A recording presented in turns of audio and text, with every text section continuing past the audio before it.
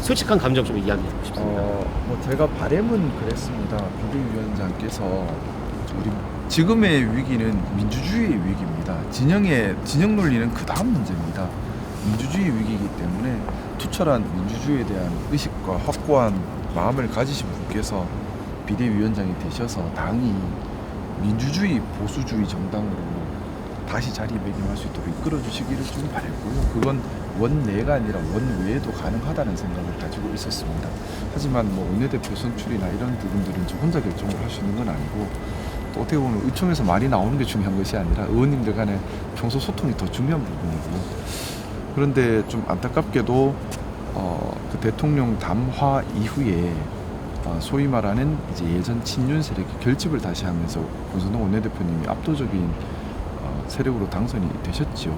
그 후에 뭐 일단 뭐 저도 함부로 평가할 건 아니라서 방향이 어디로 가는지 지켜보면서 제가 할 역할이나 이런 것들을 고민하고 있는 단계인데, 뭐 그 이후에 지금까지의 방향은 사실은 조금 실망스럽습니다. 왜냐하면 민주와 반민주, 민주주의와 반민주주의의 대결인데 진영 논리를 떠나서요.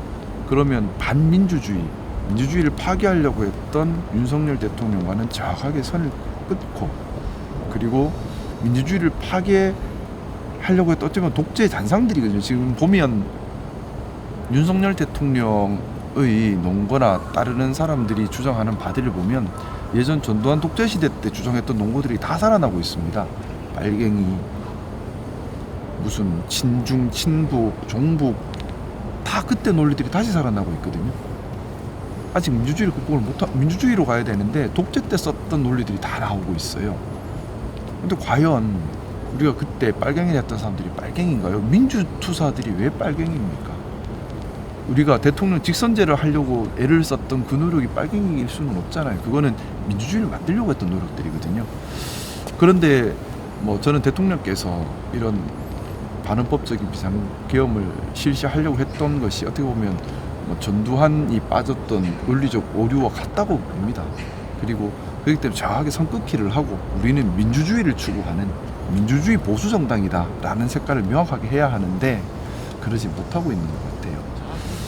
뭐 저는 좀 조심스럽습니다. 만약에 정말 어떻게 보면 헌법재판소가 제대로 구성이 되지 못해서 9명이 정상적인 헌법재판소인데 6명으로 비정상적으로 구성된 이후에 여러 가지 법 장난으로 국민들의 의사와 다르게, 또 명백한 사실과 다르게, 명백한 사실은 국회에 무장군인이 들어와서 국회의원을 체포하는 등의 방법으로 헌법기관의 활동을 못하게 막고 독재로 가려고 했던 거거든요. 이게 명백한 사실이지 않습니까? 근데 이게 이 명백한 사실과는 다르게 탄핵 기각이 이루어진다. 성호 점심 약속했나? 만약에 하나 그렇게 되면 저는 대한민국이 30년 뒤로 후퇴할 뿐만 아니라 잘못하면 내전 상태가 될까 우려스럽습니다. 국민들께서 용납하시겠습니까? 국민들께서는 더 강하게 저항하실 것이고요. 근데 지금 윤석열 대통령이 불안정한 상태로 봤을 때는 권력을 다시 잡는다면 무력 진압도 가능하다고 봅니다. 우리 대한민국이 순식간에 자칫 잘못하면 시리아 같은 한국이 될 수도 있다고 생각합니다. 역사적인 변곡점이라 생각하고요. 정말 우리가 민주주의에 대해서 지금 2024년에 이 이야기를 한다는 게 너무 답답하고 저도 참담한 심정인데, 우리가 민주주의에 대해서 다시 한번 생각을 해야 될 고비라고 생각합니다. 이 민주주의에 대해서 다시 한번 생각을 해야 되고, 피로써 만들어 온 거 지켜야 되는 거 그든요 당연한 명제고요. 그래서 그런 면에서는 우리 원내대표님과 당대표님께서 방향을 그렇게 좀 잡아주시기를 간곡히 바라는 마음이고요. 근데 저 혼자 할 수 있는 건 아니라서 간곡히 직원들이고 또 제 목소리 내면서 방향을 그렇게 잡기 위해서 노력을 계속 하는 것이 지금 제 역할이라고 생각하고 있습니다. 이 정도면 충분할 것 같습니다. 죄송합니다. 아유, 감사합니다. 감사합니다. 감사합니다. 죄송합니다.